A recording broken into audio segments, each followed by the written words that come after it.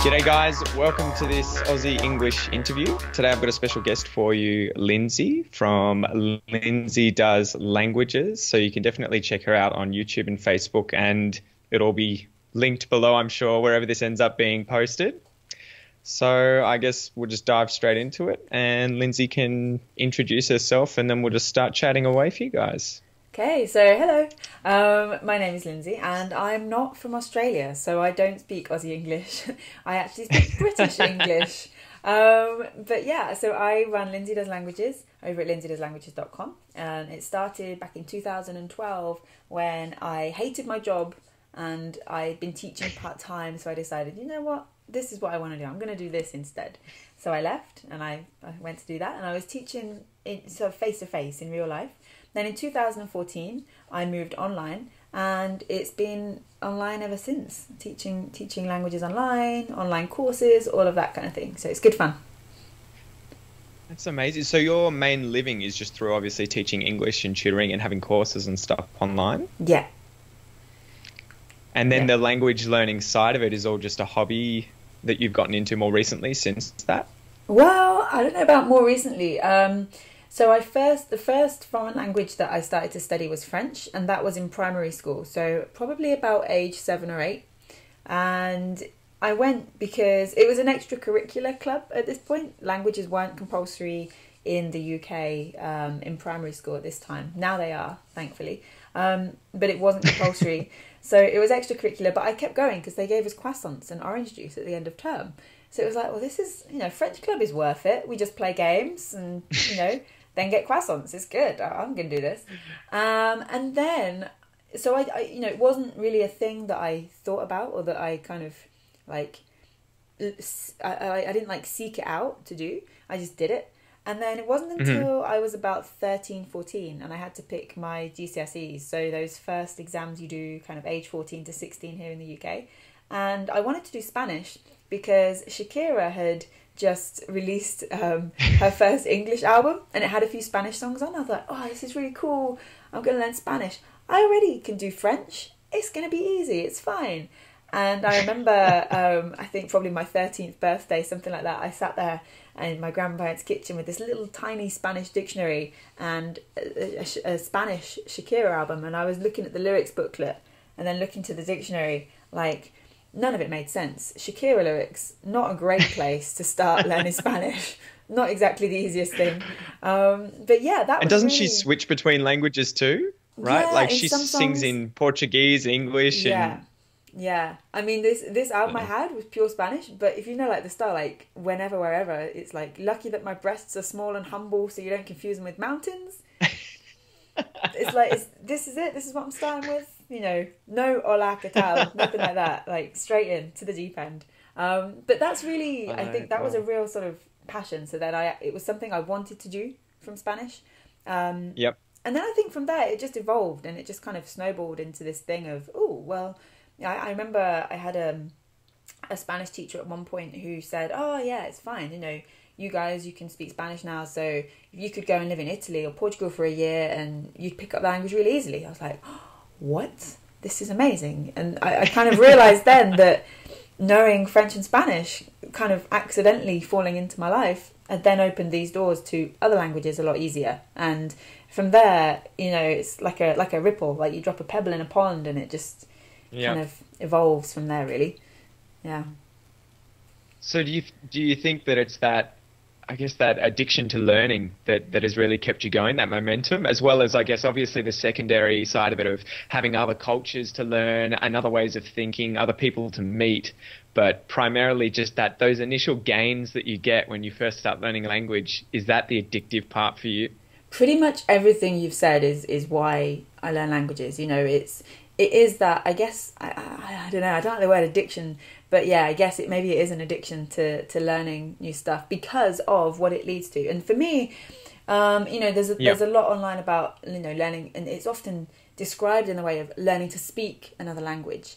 But for me, that's almost like a secondary gain, because that initial thing is like, I enjoy the process, and this process enables me to understand different people, different cultures, and to kind of gain more tolerance, which, doesn't necessarily for me involve speaking directly to people. It's more about understanding the world around me if I'm traveling or whatever. And then being able to actually speak with people is like a bonus of like, oh, and now I've learned this, I can actually communicate as well. And I don't know, that's kind of, it's interesting to me how a lot of people, it seems, it's the other way around. And there's no right or wrong, of course. But yeah, that's just how I see it. Yeah, that's so funny because I guess it must be a little bit different in England because you obviously have so many countries in Europe right next door, effectively, where you have unlimited choice between useful languages. Whereas in Australia, obviously, it's very difficult for us to really get motivated, I think, to learn any one language because our neighbours, first and foremost, I guess, are all Asian countries. And so there's a big difference. The gap between, say, Indonesian or Chinese and English is so huge. Yeah. Whereas, like, obviously, if you're from England and you can just learn French, which is 70%, there's at least a lot of crossover. Then I can imagine it's a little bit more motivating. I'm curious, actually, in schools in Australia, what it generally is the kind of foreign language that would be taught, or foreign languages. What's the kind of order? It's so random. It is so random. When I was in first primary school, I learnt Japanese for maybe 2 or 3 years before I moved primary schools, and then they had Indonesian. And so I think Indonesian, at least at primary schools and some high schools, is very, very, very popular because it's obviously so close. And there are obviously, I think, a lot of Australians who go there, learn Indonesian, come back, and they're teachers and they can, teach it. But then I went to a private school, and so it was very snobby, and we had like Latin, French, and I also learned Chinese. So I only did French and Chinese. There was Latin as well, but I was like, that's beyond me and useless. Yeah. But like your story with learning a language earlier on in life, obviously not primary school for me, but in high school I did French for 6 years, and I got to a lower intermediate level, and then I think only 10 years later, so last year, I just decided I want to learn another language to fluency, or at least basic fluency. And that's when my journey began, only more recently, for the love of language learning. That's cool. I mean, yeah, and this is the thing that's interesting, I think, is since kind of the internet became more of a thing, I've definitely noticed, especially since since 2014, when I started blogging for Lindsay Does Languages, and I thought, well, if I'm going to write about language learning, I need to be learning a language, and no one wants to. At the time, I was still studying. I did my degree part-time distance learning, so I was still doing that at the time. But I figured, well, no one wants to read about that. It's just boring kind of academic stuff that I'm doing. I need to be learning a new language to kind of like give people something interesting to read. And ever since then, and that's what blew my mind as well. Sorry, go on. Yep. That's what blew my mind with a lot of English teachers. Looking back, now I've started to try and sort of dabble in just teaching English from a native perspective more so than from a teacher's perspective. But it seems like so many English teachers don't speak foreign languages. Yeah. And yet it's sort of like you lack a massive understanding of what your students are going through if you haven't had to go through that same process, right? Agreed. And I think because part of teaching anything, in particular teaching languages, because, we look at that and like we both did French in school, it was kind of thrust upon us almost. But what is good, if you have a good French teacher in school, well, here's the thing, if we start with the negative, if you have a bad French teacher in school, it kind of puts you off languages for life, I think. There's a lot of people in the UK who feel like, hated French at school, couldn't do it, bad teacher, I haven't got the gene, I'm not good at languages, I've not got that talent or that gift. And that's because of that thing at school, that kind of idea of they couldn't do French. Whereas if you've got a teacher who actually, as well as teaching you French or Spanish or whatever, teaches you how to learn a language, then that is then giving you the kind of the steps to go on. Because I feel like we're all interested in someone else, right? We all want to know, whether it's like ancestral reasons, whether it's kind of travel or just curiosity, or we love the food of somewhere, whatever it could be. There's a language that anyone could learn. We just have to, we've all got a passion for something. But that passion is so often kind of driven out of us in school by thinking, it's not my thing.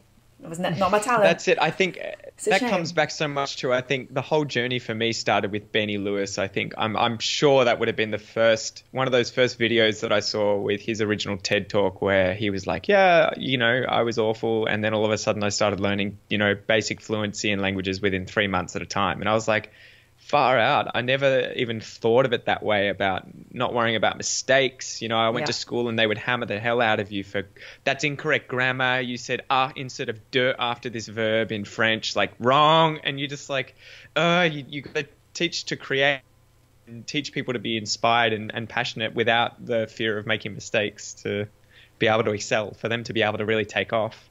I actually, one thing I'm really passionate about is like using social media for language learning. And one thing I do with Snapchat is I use it, and you could do this easily anywhere. Instagram stories now is pretty much the same thing, right? But one thing I do with Snapchat is I'll set myself a mistake goal for every now and then. I'll think, right, I want to speak. I haven't spoken in ages. I need to kind of produce some of this language. I say, right, I'm going to make 5 mistakes today in Indonesian, for example. And I'll just film myself talking or practicing what I've been learning, watch it back and be like, that vowel's wrong, or that word is wrong, or whatever. Keep a little tally. And then, I'm kind of, because if we see a mistake as a positive, because mistakes need to happen to improve in a language, right? But if we see it like we were in school, like no, and you're trying to avoid it all the time, you're never actually going to go forward. Whereas if you actually say to yourself, I'm going to make mistakes and make it into something you aim for, then you're going to be going in the right direction. Could you imagine if that had been my French, Madame Mirza in French class was like, okay, whoever gets the most mistakes wrong or whoever makes the most mistakes today wins. And you'd be like, oh my God, I'm going to just keep talking. I don't care. Yeah, and then, like you get a candy. Yeah, they give the sweets out when you get it right, don't they? Yeah, I've never thought of that. They should give the sweets out when you make mistakes. It's so funny. I always mention this to my listeners, and I'm always telling them that every time I do Brazilian Jiu-Jitsu, and my coach always says to me, every time I get something wrong or I do something incorrectly and I'm like, damn it, he's always like, Peter, I've made more mistakes than you have even tried. More times you have even tried. Like, he's always like, you need to make more. Come on, do this. Stop. It doesn't matter. No one cares. And I say that to the English students I have. I'm like, man, every mistake is something learned. You haven't lost anything. You've gained. You gained. That's XP. That's XP points. Like, yeah, it's so true. It's so true. Exactly. So I think, you're right. Definitely. The biggest thing I think in language learning is that just the way people perceive mistakes and errors, and if they can get past that, caring about that crap.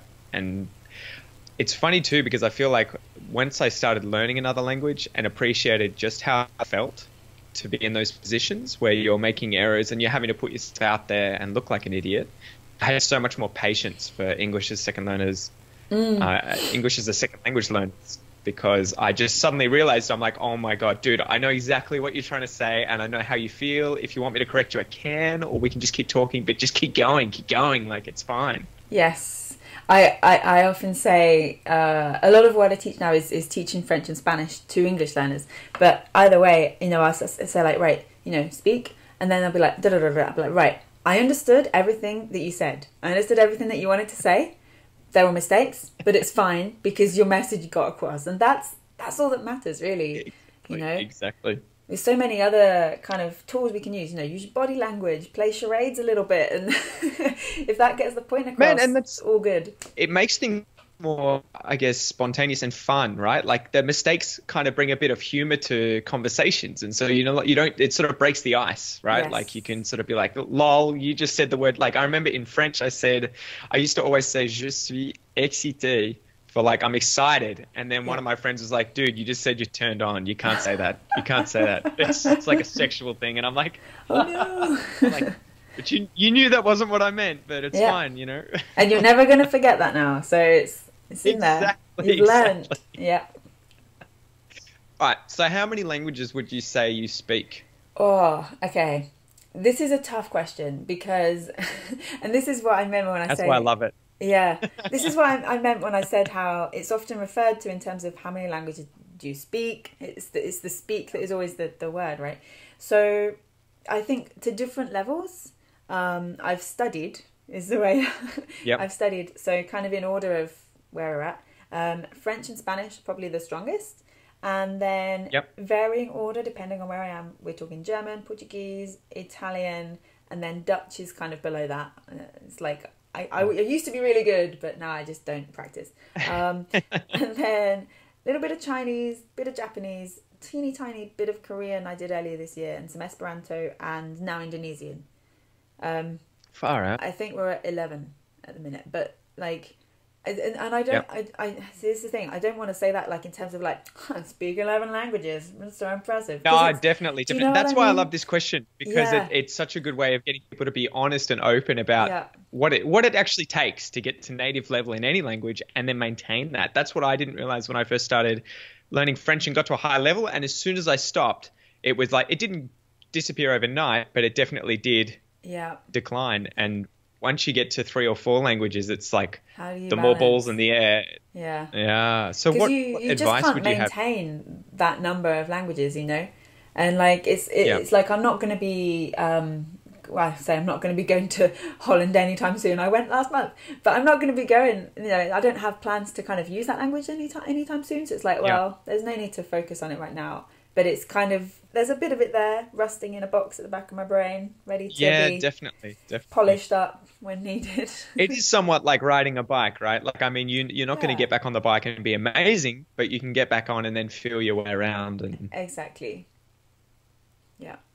so what do you do in order to maintain the ones that you are focusing on, and how many would you actively try and maintain? Like, I take it you have a certain amount of time each day that you would allocate, whether it's to 11 or just to one language.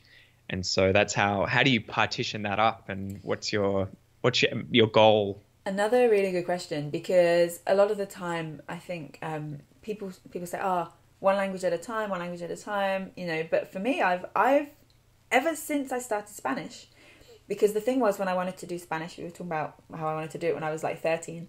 To do that, for the school to let me do Spanish, they said, oh, you have to keep on doing French. It was like to prove that you could do languages, right? I was like, oh, fine, I'll keep with French, whatever. It'll be useful, maybe, I don't know. So I did both, and ever since then, I've always been learning multiple languages, because it was kind of thrust upon me. I was like forced into this situation of doing multiple languages. So I've been okay at managing that. At one point, a couple of years ago, I was actually doing 4 different languages, because I had French and German, which were like I was studying properly with my university. And then I was doing a little bit of Dutch, kind of talking, mostly speaking, and Portuguese, I was mostly speaking practice and like italki and stuff. And so I had these 4 languages on the go. And, brilliant. You know, and I was like, well, this is crazy. You know, it was a really, really busy time, but it was fun.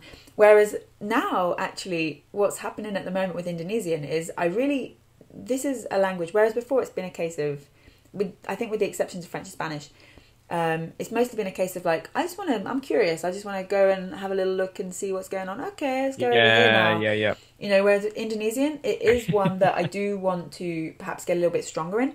So I am focusing on only one at the moment. But that's not to say that if, I don't know, like a German song comes on a playlist, I'm going to go, no, turn it off. You know, I do try just to get a little bit in. So what I find really useful, I have my, I call it like language hour. And I have in the morning from kind of 7 to 8 a.m. where that's generally like, that's my study time kind of carved out of my routine to make sure I get something done. So at the minute that is focused primarily on Indonesian. And there's, you know, various resources and things I'll be using for that. And then mostly when I'm working in the day, obviously I'm quite lucky. I like working with Linda's languages. I work from home. I don't have to like go to an office and work with other people around. So I'm able to listen to podcasts. So I listen to news podcasts. A really good one actually is Australian. SBS. SBS. Oh my goodness. Yeah. So I know, many, how good is it? So many language podcasts. It's because there's so many groups here. Yeah, just like little daily nuggets of, you know, really short. It's like, I don't understand everything I listen to on that, but I listen to that. And NHK News is another really good one. They've got kind of 15 minutes. And because it's, you know, it's topical, you have an idea when they go, Donald Trump, you're like, okay, I know what we're talking about now. So that's something I do is listen to more or less all of those languages a little bit every day. I try to. Wow. Yeah. Is that something you would definitely recommend for at least basic maintenance when you have learned a language up. So say for like all the English learners who are listening to this podcast right now, if you're not necessarily in America or England or Australia and you can't necessarily speak with native speakers, would the one thing you'd recommend doing be at least listening as much as possible, or even just a little bit every single day? Yeah, absolutely. I think because that kind of, it's about sort of creating that immersive environment, and I think listening is a really relatively easy way to do that. You know, you've got so many options. There's podcasts, there's radio that you could listen to, there's you know, actual kind of language learning specific podcasts, especially Aussie English podcast, right? You've got like YouTube and video, there's, you know, like audio courses, there's so many options, and you can, I think it's something that's a bit easier to fit in as well. Like reading is great. I love, you know, kind of reading and trying to decipher things in different languages, but you have to be, you know, your eyes have to be using that. Whereas if you're driving, you can't be reading. So, but you can be listening. That's what I found too, with like just walking. Every day I was walking for 40 minutes, and that's how I found the Français Authentique podcast, and I would just listen every single day. Exactly. Yeah. And I think it's so dense, right? Because half an hour you can get thousands and thousands of words effectively just drenched into your head. And whereas reading, you may be slow, it may be really hard to concentrate that hard. And yeah, because you can kind of take it as you want. You know, if like when I'm working and I'm listening to these news podcasts in different languages, I'm not taking everything in. I haven't got like a vocab list, but it's just very passive. Then very kind of I don't know, with reading, I think you can call it like intensive and extensive. I don't know if that really works for listening, extensive listening. Not really. Yeah. But you can make it intensive. Unless it's with like a transcript. Yeah, right? You can kind of then take it as intensive as you want. You can then slow down the podcast. You can like write down all the words you know. Or, you know, you could really take one piece of audio and just go all out with it. So I love doing that. I absolutely love that. I got the Assimil course for Portuguese, and it would just be like 2 minutes, and you would just go over it again and again all day. And then by the end of it, you're like, far out. That's just, it's in my head now. Like it's a very, very useful tool, I think, listening practice.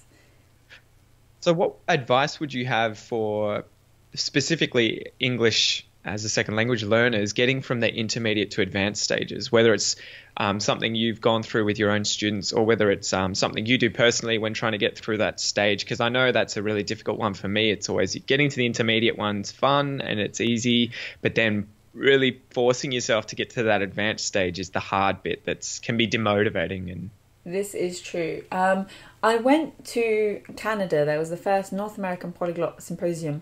I think they've changed the name this year. I think it's called Langfest or Lang Festival Montreal now. But I went there earlier this year, and Steve Kaufman, the guy behind Link, did this amazing talk where he talked about that like a kind of reverse hockey stick. So when you first start learning a language, you got this upside down hockey stick, and you're at the I don't know the names of the hockey stick. You're at the foot of it, and you make lots of quick progress, and you're like, and then from there it is just that slow drag and the slow grind. I think that's a really good way to describe it, and that's really stuck with me because it is that, and it is hard to then keep going because you feel like, well, I'm okay in this language now. Maybe I'll kind of stop here and go and learn something else, or go and spend my time doing something else. But I think what's crucial at that point is at any stage, is to find something that you love in that language. So, that could be anything. It could be that you kind of delve a little bit deeper into the culture, and then you say, this is really interesting. I really want to visit this place, or I really want to go and see what that thing looks like. Or it could be that you find a TV show that you love, or a particular like film director or an author or a musician, something that is just then becomes your kind of connection.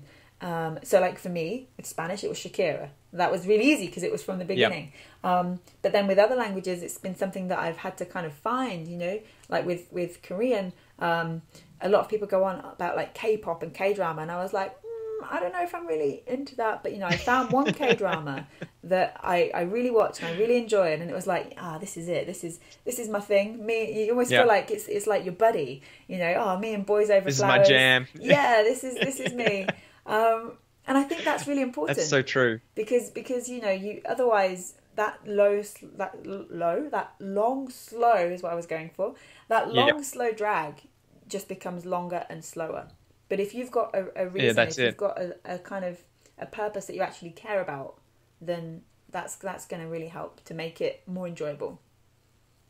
I guess it's sort of like having a job you love versus one you hate, right? Like they could both pay the same and you're getting the same sort of recompense, but one of them is awful and, you know, you may be progressing, but it's painful, whereas the other one doesn't even feel like work and you can just do it and all of a sudden the day's over and you're like, can I do more?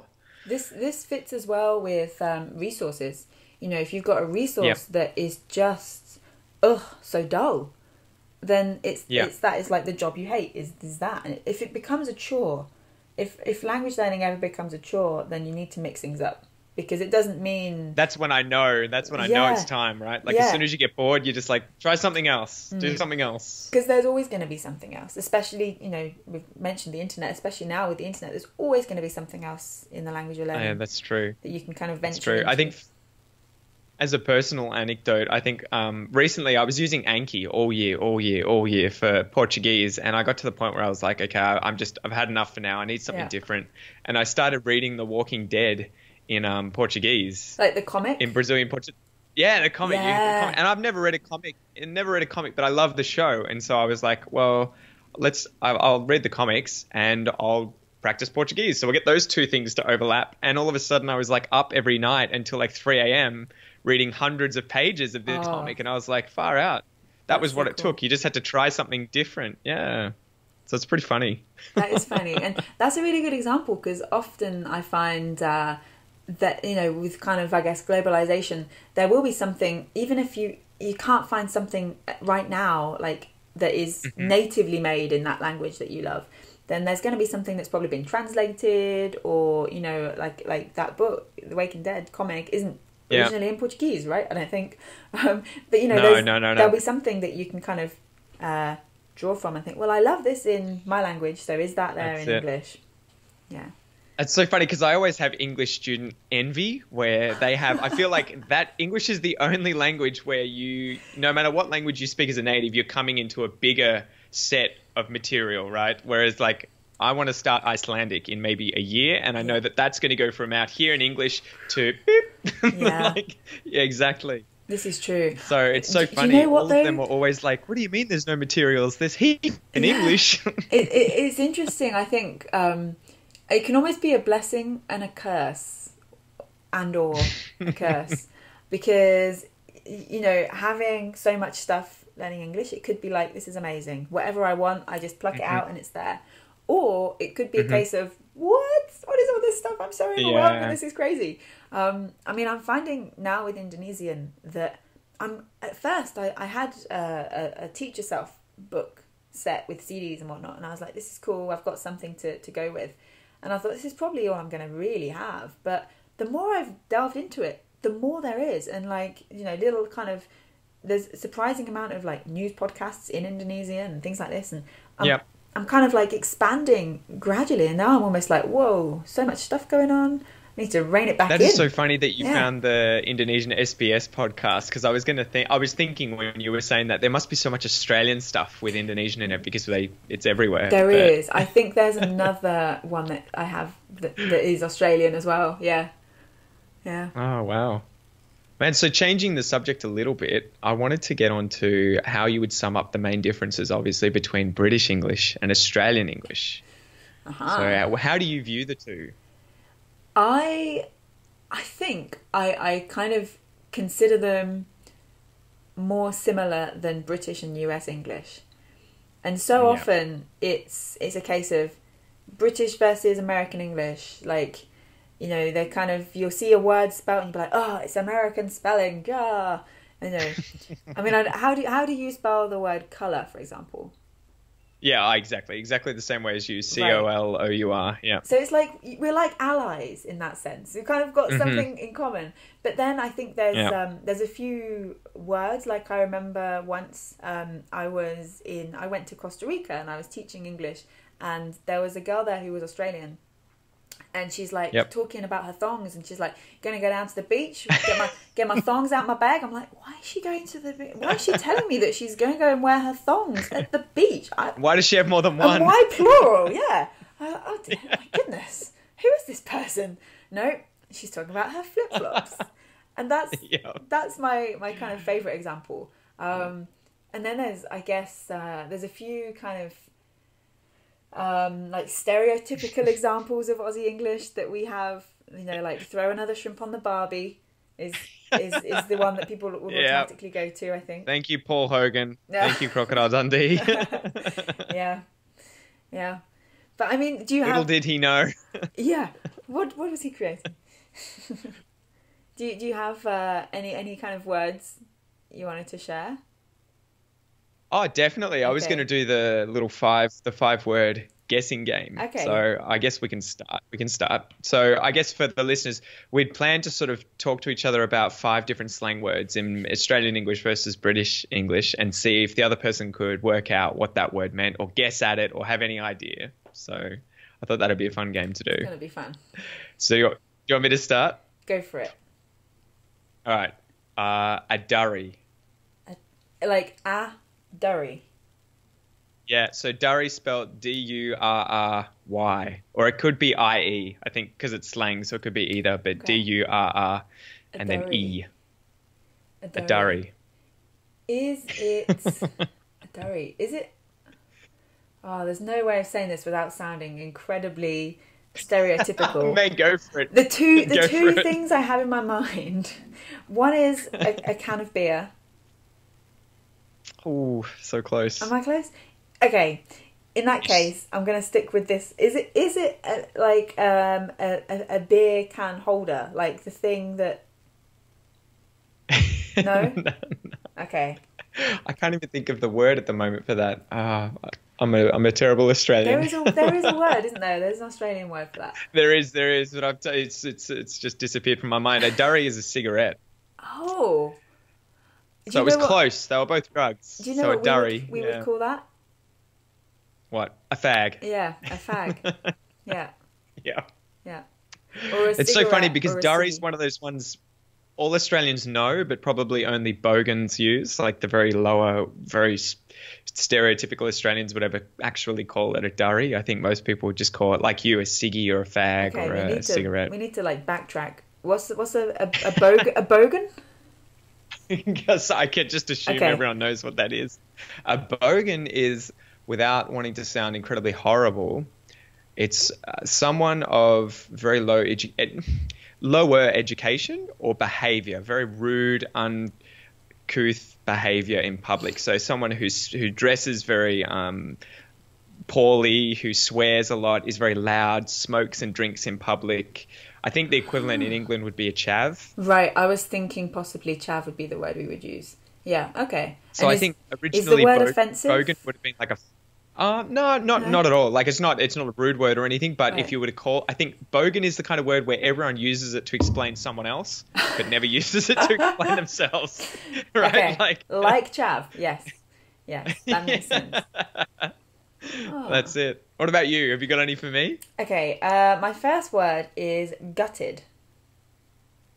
Gutted. I would have thought that would be like, I'm upset. I'm gutted. Yeah, because we use that in English. Yeah, we would use that in Australian English. Oh, I'm so gutted. This was the top of my head. I was like, I don't know which ones you would use or not. Okay, so gutted means like I'm disappointed. Oh, I'm so upset about something. Yeah, exactly. And I wonder though, half the time I'm always thinking with these slang terms that I know from England or from America or that I use, I'm like, is it just that we've absorbed those through TV where we've seen someone in England? Yeah. Exactly. Whereas no one watches Australian TV, so they don't get any of our slang. Oh, I do. There is a TV show on Amazon Prime right now here in the UK called Please Like Me. I didn't know that. Do you know it? It's really good. No, I haven't heard of it. The thing, it is Australian. It's the main guy is a guy called Josh Thomas, I think. Ah, the comedian. Yeah. And it's really interesting because he does not sound Australian.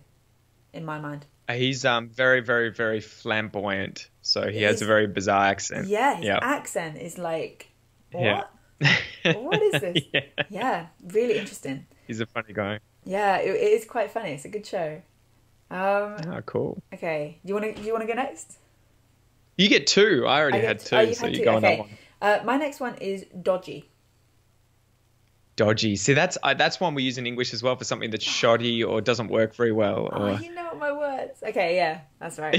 man, you got to go hard. You got to go Oh, I've really got a hard. bad list. Like those ones are probably that old that they've been used in both English and Australian English for a long Yeah. time. Okay. Like if I were to say bugger. This is yeah, I knew not to put that one in because I knew you would say that. So Yeah. this is my problem is when I think of these words, I was I was trying to Mm. think of like I can't imagine an American accent saying that word. So maybe you don't too. Apparently you do.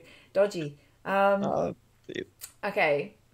I'll go for another one. I'm gonna go until I get one. do it. The Do it. next one is flat. Flat. Like flat as in the opposite of No, uneven or okay. I can't tell flat. you if I say flat as in, then it will give away from the as in I don't word. know. Yeah, that I think at least if I don't have any idea with regards to the English version, but in English, in Australian English, I think if I were to say I was feeling flat or if I was Okay. flat, it would be that I just tired. Yeah, We could say I that. don't know. I feel a bit flat today. Yeah. That's the only thing I can think of, and that That's the wouldn't be. only- I wouldn't say that's slang. So I've got one. Yeah. Okay, yeah, this is You got not one. slang, Got this me. one. This is just like a regular word that I think is different for you. So a flat is an Oh. apartment. Oh, okay. Would you got ya. use that? Yeah. You would. Oh. Yeah. Okay. It was hard though. It was hard because I didn't have the context in this. Yeah, but I know. Yeah.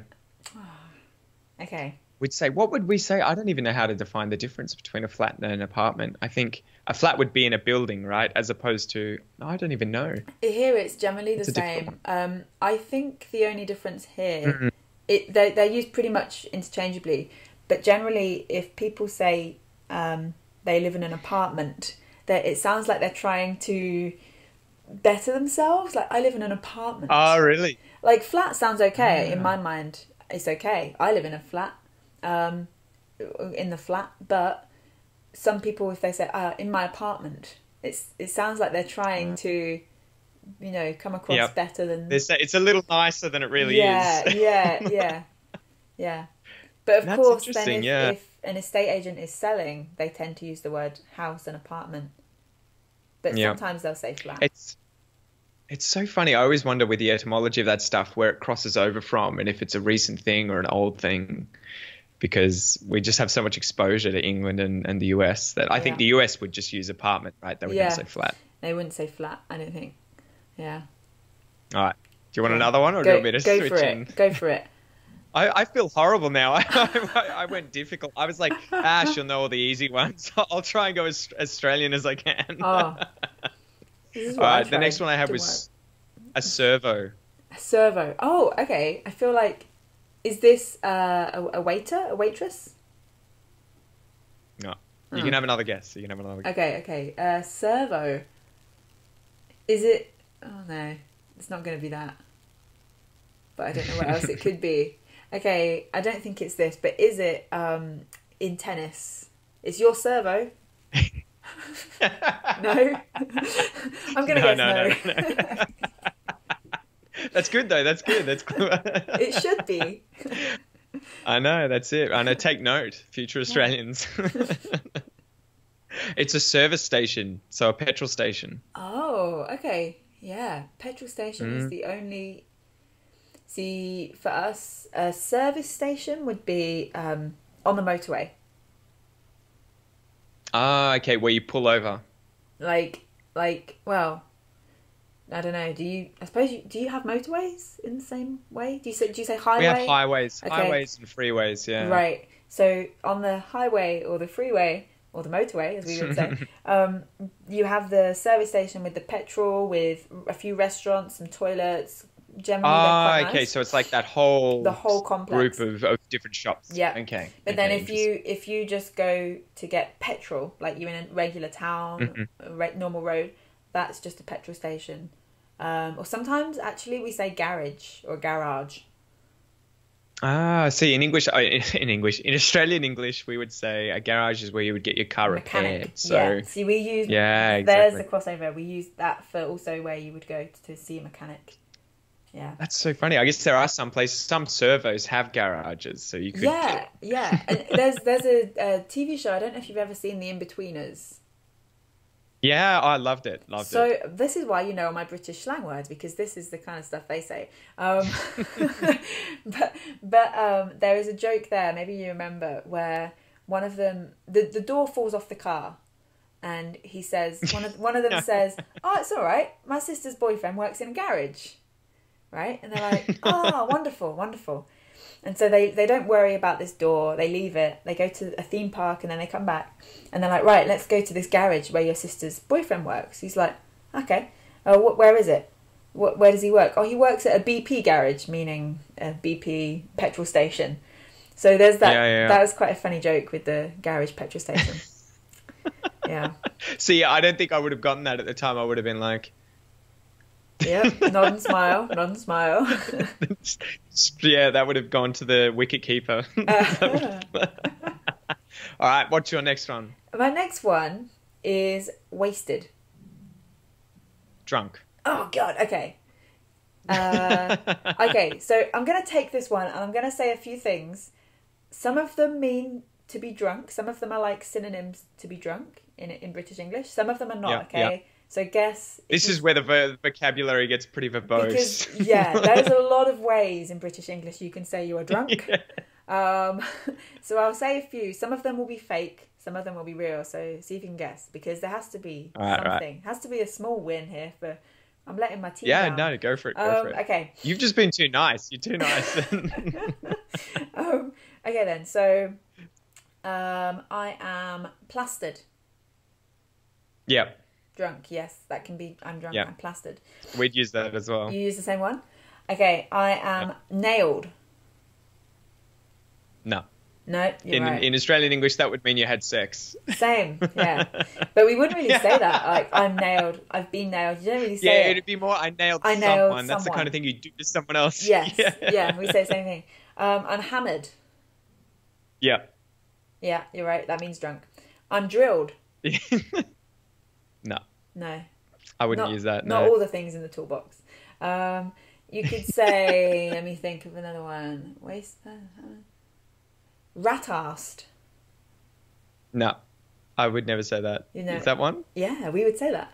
Rat-arsed. Really? Last night I got absolutely rat-arsed would be something we would say. Really? I got really, Oh. really drunk. Yeah. Oh, yes. Win! You got one. I got one! Rat-arsed. Okay, I'm going to leave it there Rat-arsed. before I say too many more that you get. That's a good place for me to stop. All right, one more for me then. Okay. Rank. Oh, Rank. yeah, we say this if it means the same thing. Yeah? Does this mean like disgusting? Ah, so you finally got one on me. Yeah, absolutely. That's Yay. so rank. That's so rank. We say that a lot, actually. That is rank. That is Yeah. absolutely rank. That's true. Do As soon as you you- say that with the accent, I'm like, it's an You can English hear it. thing as well. That's Do you so true. say minging? It's a bit old now. I know it, but I Yeah. think I know that one from English movies or English Okay. TV where someone would have been like, yeah, she's a bit minging in it. Yeah.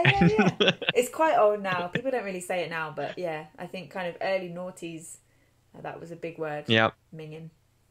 Yep. Oh, far out. And what about you? Got one more for me? I do have one more. You're probably going to get it.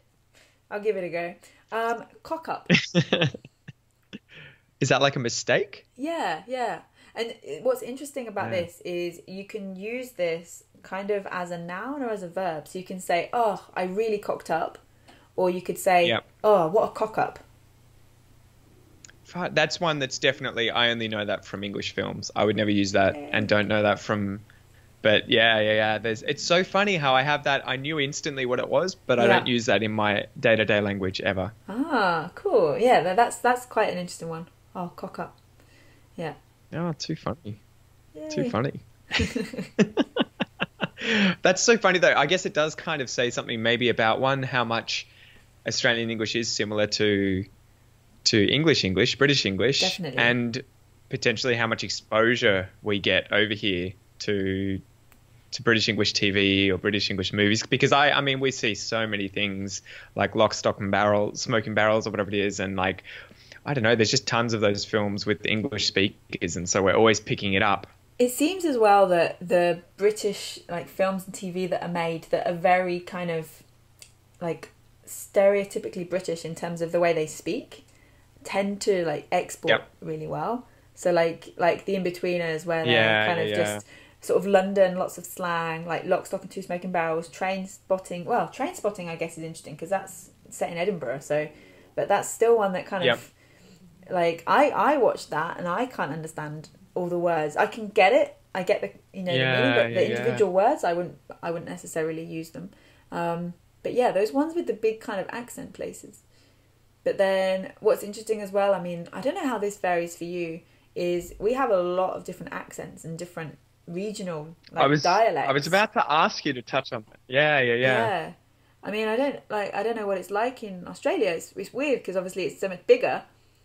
But in my head, this is one of those things I wanted to ask you. How has that maintained itself in England? Because I guess to sum that up, in England obviously it's a lot smaller, and you guys have heaps and heaps and heaps of accentual diversity, however you want to call it. Whereas in Australia, we have pretty much the cities where everyone would speak more general. Like, I almost get told that I sound like someone from England because I speak a very neutral form of Australian accent because I have so many foreign friends and I have to sort of dull down the bogan accent.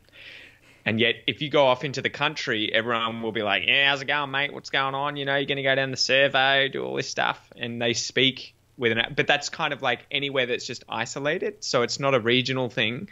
It's just if you go away from the cities anywhere in the country, it ends up having that kind of really strong accent. Whereas in England, obviously, it changes, right? From you drive 10 miles and you're in a completely different area. I think that is pretty much, I think there's like a stat, it's either like 12 or 20 miles, and like statistically kind of on average that's when you'll hit a new accent, which it's mind-blowing. It doesn't make sense to me because when I was younger, when I was growing up, like the way that I speak is generally, I guess, what would be considered like kind of estuary English, which is where you've got London, and even within London, like it goes beyond two. But if you break it down very simply, you've kind of got the east and the west, and the east is like Cockney, you know, you're right, love, down the market, £2 bananas a pound, kind of like My Fair Lady style. And then in the west of London is generally where people speak quite poshly, and they have quite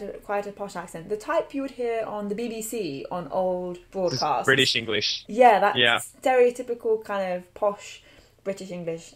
But then when you come out of that, you generally have what's called estuary English, and I think what I speak would possibly fit into that category of like being around London in the south.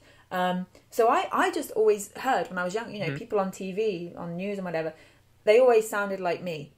And so I just thought, oh, there's me, there's the way I speak, and I don't have an accent. But other people have an accent. So I had family in the north, in Scotland, in Wales, and to me it's like, oh, they have accents, but I don't have an accent. But of course this is wrong, because, you know, I now know as an older person, everyone has an accent. It's just that we don't notice because it's how we speak. But yeah, like, because you can go... I in terms of your question, how is it maintained? Not a clue.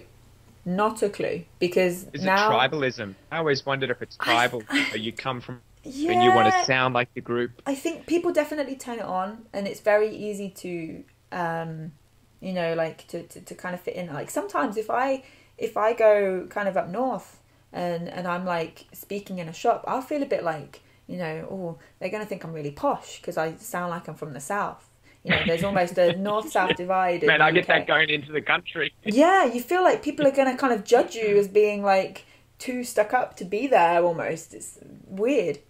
But of course, it's not the case. I don't consider myself like posh or stuck up or anything like that. But that's how I would feel. And so you almost kind of alter your speech where you go. So maybe that idea of like sort of tribal elements and pride of where you're from. I think a lot of the places with big, strong regional accents, Liverpool, Birmingham, Newcastle, Bristol, there's a lot of pride of being, you know, I'm from Birmingham, I'm from Liverpool. There's a lot of pride there. And maybe that's part of it, is that, you know, you want to be like I'm part of this. This is where I am. But then if Yeah. you know, I say like Birmingham accent, but if I speak to someone from like Birmingham, from you know, kind of a town on the outskirts, like, oh no, well I speak this way and they speak that way, and then you go into the city and they speak that way, that way, and that way, and they can hear all those other like distinctions that I can't. It is bizarre. It's really bizarre. So it is almost like an ID card, is it? Where as soon as you start speaking, people are like, bam, I know where you're from. Generally, people will know. I mean, there's a couple that I think possibly are quite similar that might get confused. So, like, I think Liverpool and Birmingham, they're quite different. But if I try and impersonate them, I'll probably sound the same. So if I say, like, I'm from Birmingham, and in Birmingham it's quite strong. It's a bit sing-song like this. But then, in my head, that's like, oh, it sounds good. But now I'm going into Liverpool, and in Liverpool it's a little bit similar, but they've got a bit more of a like that at the end of the words sometimes. Scouse accent. Oh, yeah. They kind of just blend in when I try and impersonate them. But obviously people that speak them, you know, they're like, no, that's not Birmingham accent. What you doing, crazy lady? That's crazy. That's so crazy. Because it's funny, I have all these people who, obviously, the listeners, they're always like, we want to travel to Australia, we want to work in Australia, live in Australia, we need help with the accent, because you guys have a really strong, different accent. And then I think, well, how do they go in America and the UK, though, when, I mean, obviously you have access to British English and American English, but then when you actually get there, do you meet any ESL learners who get there and they're like, oh my God, I can speak standardized, you know, British or American English, and then there's this plethora of different accents that I have difficulty with, just the same as if they were to come to Australia? I find it really interesting because, you know, you often, a lot of the time, especially with English learners, I think, their language skills are a lot better than they give themselves credit for. I think it's, if you're watching this, listening to this, and you're learning English, you're a lot better than you think, trust me. And a big thing why people say, oh no, my English isn't good, is accent and pronunciation. Whereas I feel like if I can understand you, that's fine. That's all that matters. And it shouldn't be, I mean, you know, maybe when you're like super, super advanced and, you know, you don't know all the words, obviously, because I don't, and I'm a native speaker, but, you know, you've got a really strong vocabulary and you are like, I still want to keep improving, then maybe that is a point where pronunciation and accent really becomes something you can focus on. But for me, it's not something that I have ever cared about when I've learned another language, or that I've ever cared about when I have listened to a non-native English speaker speak English to me. It's also something that I think is quite endearing and kind of curious. It sounds... Maybe this sounds derogatory, but it allows you to make mistakes. We were saying earlier the benefit of mistakes. Yeah. But if you've perfected your accent and you've really gone all out to kind of study the accent pronunciation, it's all perfect, and then you make a mistake, people are going to think, what? That doesn't make sense. Why? It's funny you say that, because I think I saw somewhere where someone said, it's better to have an awful accent but be grammatically correct, or aim for grammatical correctness, than to have a perfect accent and have awful grammar. Yeah. Because you'll pass more as a native, even with a strong accent, if people don't get the hiccups of hearing grammatical errors as often. But if you have a perfect accent and still make massive grammatical errors, then the accent's irrelevant. You still sound very bizarre, and you're going to have the same issues where people are going to be confused because you drop massive parts of the sentence. But communication ultimately is the goal, right? So if someone understands, it doesn't matter if you're perfect or not. That's you've achieved your goal, and this is extra. Yeah, exactly. That's how I feel. And so in terms of when I've been working with English learners here in the UK, it's not something that I've ever focused on. And maybe like when I've you know, kind of done group works, or like I've taught like kind of groups in a corporate setting, and they've kind of been told by their employer, go and learn English. Or I've taught like asylum seekers, and they've been told by their kind of carers, go and learn English. You know, they haven't come to me directly, they've been told to come to me. Maybe in that case there are some people in those classes feeling like, oh man, she doesn't teach me how to get a perfect accent, grah. But for me, that's not something that I've ever put much emphasis on teaching. There are some things about the other thing is it also depends on your native language and the languages you already speak. So I've noticed, you know, there's differences in English pronunciation between Polish speakers and and people from Eritrea, for example, they'll have different things that they're more likely to get wrong. So it's quite a difficult thing to teach, especially with a mixed group, which is generally the settings that I was working in when I was teaching English here. Yeah, that must be so hard to sort of cater for everybody's needs when everyone has such different backgrounds and issues. You know, it must be so much easier to teach someone who speaks German as their native language compared to someone, who speaks Somalian or something. Especially, and I mean, that's then when I think it comes in handy if you are a teacher and you are also a language learner yourself.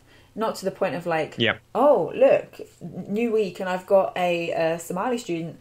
Okay, now I need to go and learn Somali and I'm going to go and, not to that extent, obviously, but just to the point of you understand what they're going through, like we mentioned earlier. And you can relate. Well, that's it, looking at the language and being like, okay, they don't have, plural forms of this noun or something like that. And you can be like, all right, I understand what issues they're going to have. That's where these mistakes are coming from. It all makes sense. Yeah. That's it. And it ties back in with an understanding inspirational teacher is really what people need, isn't it? Like you just need a reason to feel impassioned and want to keep going. Whether it's reading comics, being on YouTube, listening to Shakira, as long as you can sort of foster that, that interest. Absolutely. Yeah.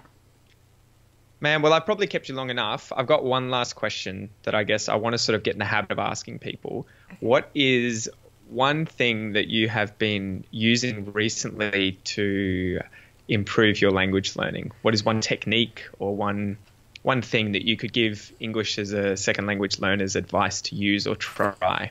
Okay. Things that we haven't already talked about. Like I mentioned, the kind of social media and in particular like making mistakes and setting yourself a mistake goal. So we've discussed that. So if I'm thinking of something else, I would probably say goal setting is really key. And it's something that when I first started learning languages, I didn't really do too much of, especially when I was in an academic setting. The stuff was given to me and I was told, do this thing. I did the thing and it was done.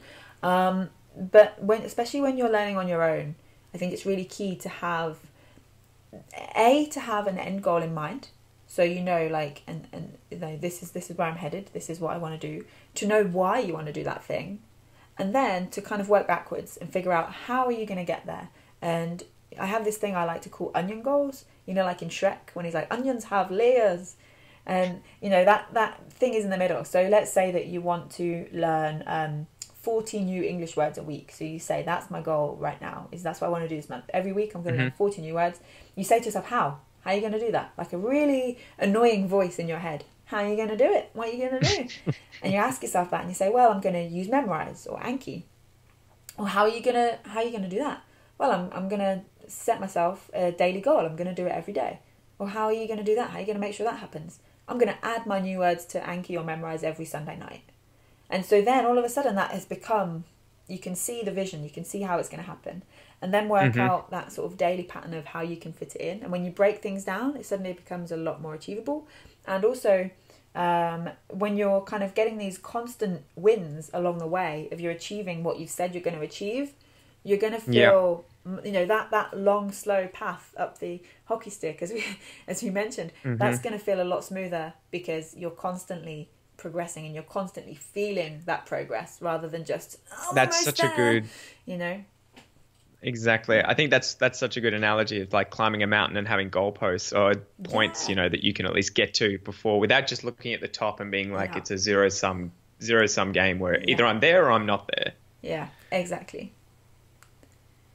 Oh, thank you so much. Man, tell us, what are you working on currently? And then give us the details for how people can find you. Okay, so right now, do you mean what I'm working on with language learning or with Lindsay Does Languages? Man, everything. Everything. It's all you. Yeah. Give us the details. Well, right now in kind of language learning, I'm working on improving my spoken Indonesian. I've been doing a lot of sort of book work, especially. I think we discussed before we started the call how I just got married a couple of months ago, so it was like a case of, yep, that's Indonesian's not really happening right now. So it's been a lot of book-based stuff that I could do on my own. So I'm now working on improving my spoken Indonesian when it comes to language learning. In terms of business, in terms of Lindsay Does Languages, a lot of planning going on for the new year, really. So I'm getting ready for a huge trip. in September 2017. Me and my husband are going to go and travel overland to Papua New Guinea, and we're going to be filming the process, making a film of the documentary, making a documentary film of the journey, to find this language that I found a very strange book in my old library.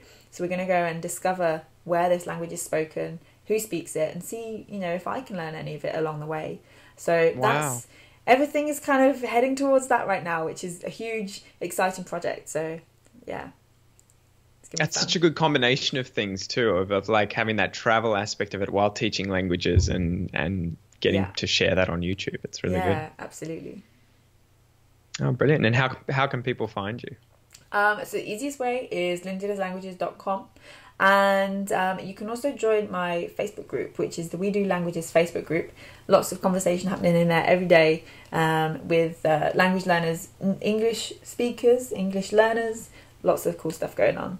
Yeah, and like you said, YouTube Brilliant. is another place I try and post a lot of video, more or less every week, not always, but yeah. Oh man, and they're so good. I'll attach links below or in the transcript, but definitely go check them out, as thank you. They're so interesting, because you go around to different countries, learn the languages, and then sort of video yourself deciphering them, right? Like as you go around and see signs, and you get to see the country. It's very, very cool. Yeah, and because I think like we mentioned, like, why learn languages, like it's about, for me, understanding the world around me. So those videos where I'm kind of going to different places and just figuring out what everything says, maybe I know a little bit of the language that I've learned before, but I probably don't know much, and it's just a case of, right, well, if that means that, then that must mean that, or that sign is across a big shop window and there's lots of 50% offs, it must mean sale. Kind of it is just deciphering, and it's a lot of fun. Yeah. No worries. Well, thank you so much for your time today. Thank you. I'll leave it there. Yeah. Bye. See you guys.